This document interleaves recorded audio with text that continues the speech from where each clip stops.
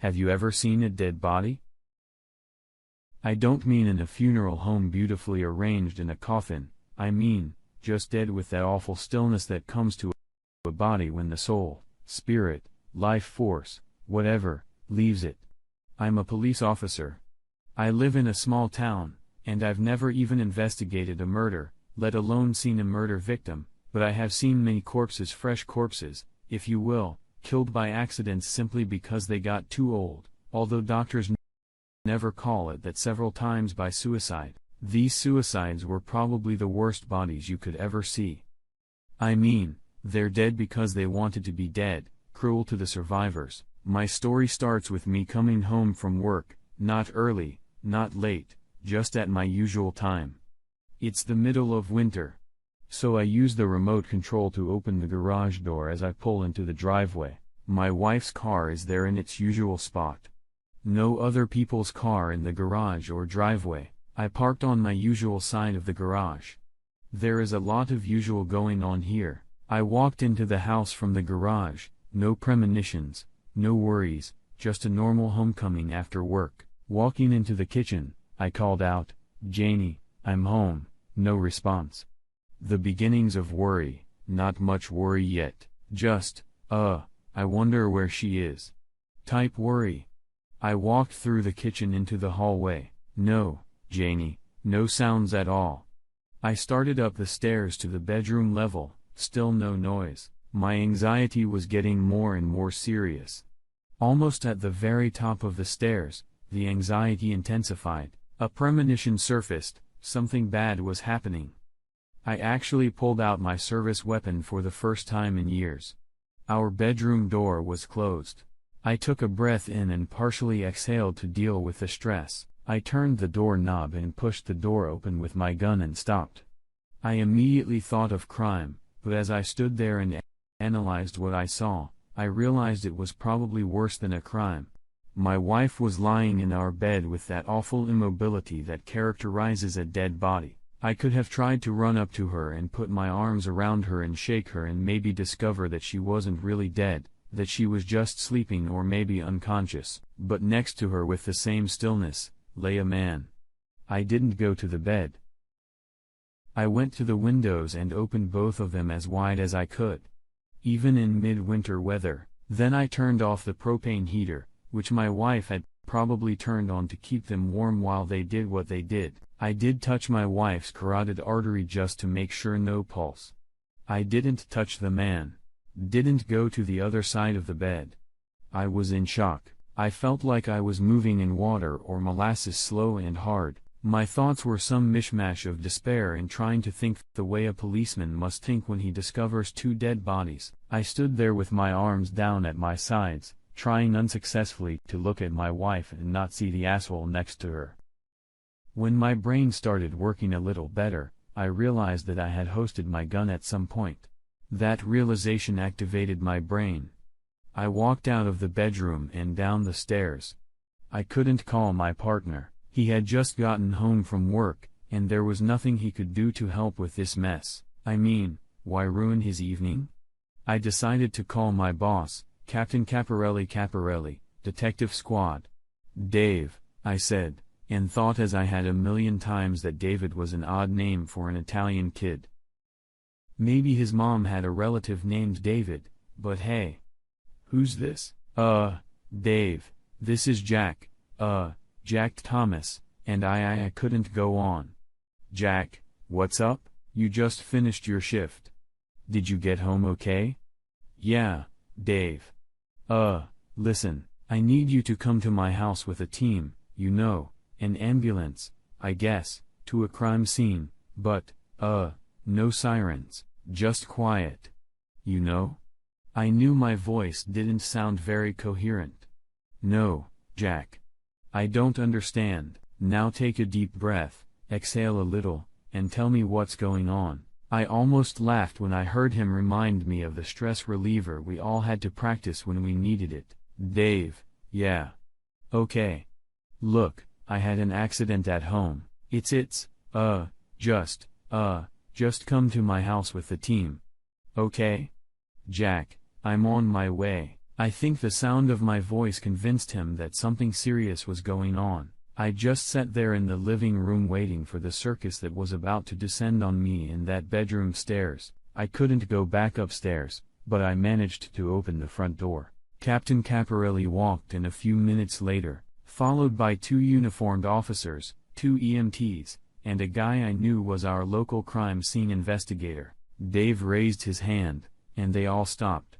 Then he walked over and sat down next to me. "Jack, before we go any further, how about you hand me your service weapon?" I looked at him in surprise, but then realized I shouldn't be surprised. Judging by my incoherent phone call, he was probably wondering what I could do. "Sure, Dave, here it is," I said, handing it over. "See, it wasn't fired. Actually, I never fired it in the line of duty." "Okay. Thank you. Now could you tell us or maybe show us what's going on?" I stood up about 100 years older than I was an hour ago and led him upstairs. Again, he gestured for the others to wait. We reached the end of the stairs, and I gestured for him to go into what used to be my and Janie's bedroom. I would never sleep there again. And neither would she. So it certainly wasn't our bedroom anymore. I recovered a little from the initial shock and walked into the bedroom following him. "Dave, this is Janie. You might recognize her from the department parties.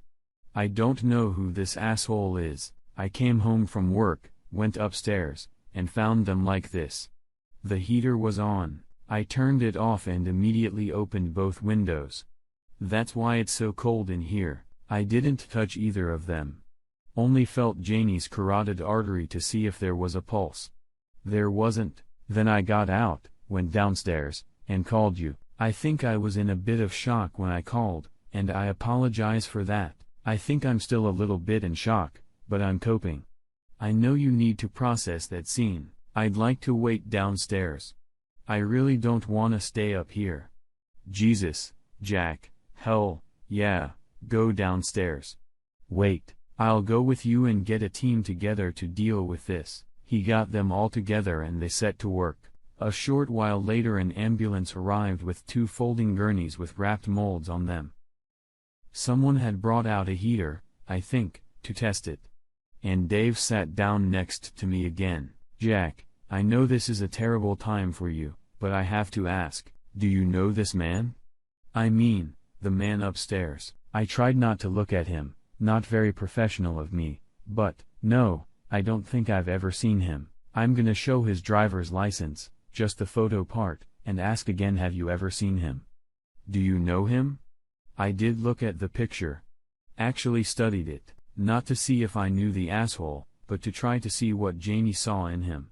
But I just couldn't see anything. "No, Dave.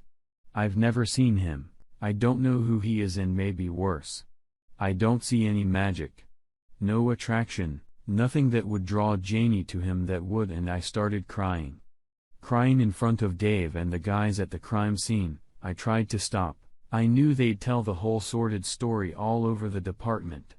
I knew people would feel sorry for me, but at the same time, whisper about how I'd failed to satisfy my wife, how I was a cuckold. At some point, my partner Mike Blankenship and his wife Molly showed up. Dave disappeared, and Mike and Molly sat with me, gave me something to drink and finally took me into the kitchen to try to feed me. No one said much. They just sat with me. Molly held my hand. They both said it would get better. Eventually, they kind of picked me up and walked me to their car. We drove to their house. Molly gave me sleeping pills, and they put me to bed in their guest room. I had never taken sleeping pills before, and I think the pills caused me to have strange dreams that night. Dreams about Janie and me, Janie and an asshole, Janie and some other man. Eventually, the effects of the pills wore off, and I woke up early, still a dark winter morning. I lay there thinking about my now deceased marriage, wondering why Jamie had cheated for how long with one asshole or with others, many others. Bad thoughts that come to mind in the dark and a strange house. Did she love this guy? Was she going to leave me?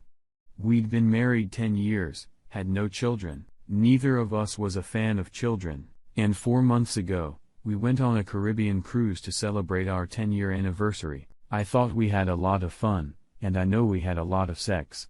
And I thought the sex was good. We even went nude swimming on the beach on St. Martin. After our shower, the sex was amazing. Finally, she cried out, "Jackie, Jackie, Jackie, Jackie, Jackie, you killed me. I'll never be able to get out of this bed." Funny choice of words in retrospect. And now in the Blankenship guest room, I cried again, remembering that time on the ship. When Janie recovered a little, I took the brush and began brushing her hair, something I rarely did. For me, brushing her hair was something even more intimate than sex. I could lick the most intimate parts of her body, and I did it enthusiastically. I enjoyed it, and I think she enjoyed it. But brushing her hair somehow touched a string in me. I remember that day on the ship, running the brush through her hair, untangling the tangles that had formed that we had rolled around on the bed and crying because I loved her so much. And now, lying in the dark, I cry again because I know it's all gone. And maybe it never was. Finally, I heard a noise in the house, got up, took a quick shower in the bathroom, put on the same clothes I had on the night before and wandered into the kitchen. Molly was already there making breakfast. Coffee was ready. She didn't say anything, just hugged me, and it was the right thing to do. The feel of a woman's warm body, her arms around me, the smell of her hair, gave me more comfort that morning than any words could. We stood like that for a minute or so, and then she gently pushed me away. "Have some coffee, Jack, and some breakfast. I think you need both this morning." "Thanks, Molly. You're right, I probably haven't eaten anything since lunch yesterday." "Molly." She turned away from the stove to look at me. "Thank you for the hug. It means a lot to me." "Well, Jack, you mean a lot to me." "Me too, partner," Mike said as he walked into the kitchen. "I know you just got the worst handout life can give you, but I also know you're a tough nut to crack and you'll get through this shit show." Molly and Mike didn't go to work. After breakfast, they took me to a nearby park. Mike tricked me into chasing a soccer ball with him. Then Molly tried to get me to play tennis, and then they gave up trying to distract me. We sat down at the picnic table, and I just looked at Mike. "Okay, partner," he said, "obviously, fun and games aren't working. So how about I tell you the news about yesterday? Would that be better?" "Mike, you know it would. I need information, not distraction." "Okay." Cell phone rings. I called the office early this morning, and I'll pass on what I was told. The guy's name was, James Johnson. He was an executive at a lumber export company. Wife is a housewife who takes care of their two kids 10 and 8 years old. She got hysterical last night when Robert O'Toole, you know, Robert. Right? I nodded. Robert O'Toole was our best cop in death notification work. Well, he and the pastor went to their house to give her the news, just the notice, and the news of the cause of death, and she got hysterical. I think eventually she came to her senses a little bit. Her parents came in and O'Toole and the pastor left. That's when things must have gotten really interesting. The TV news was already running a story about a malfunctioning propane tank and 2 people, not married to each other, dying of carbon monoxide poisoning. Mrs. Johnson must have seen this because she went a little crazy.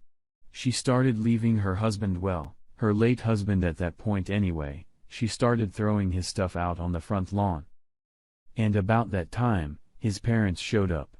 I guess unaware of the story on TV, she attacks them, I think, for what a nasty son they raised. One of them calls 911 and a patrol car pulls up.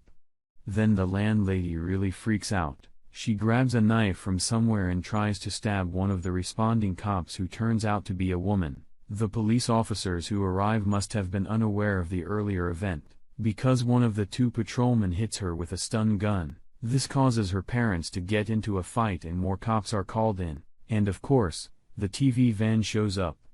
Eventually, enough superiors arrive to calm everyone down. No one goes to jail, and I understand that everyone apologizes. Oh my God. It's a shit show. I had no idea what kind of bad show you were talking about. Yeah, the captain asked me to keep you out of the office for a few days until he calls and says you can come back. You and I are both on full pay now, so that's good. He said it might be good for you to get away maybe for a week, like somewhere warm, maybe a cruise. Yeah. Right now, I feel like I'm on a cruise. Well, I think he thinks it might help you to be away from the show.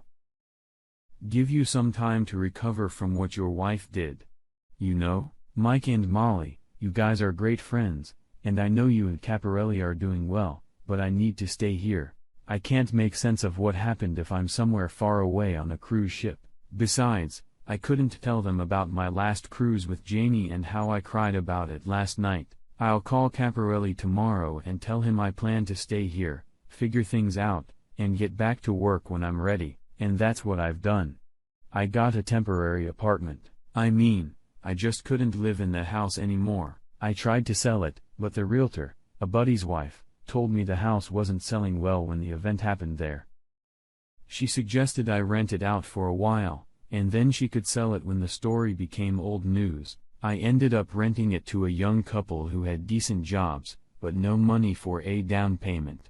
Maybe they can be my buyers in the future. The coroner's hearing was exactly 1 month after the 2 deaths. I had to testify along with Caparelli and the other guys who were there that day. The verdict was indeed an accidental death from carbon monoxide poisoning due to a faulty propane gas heater.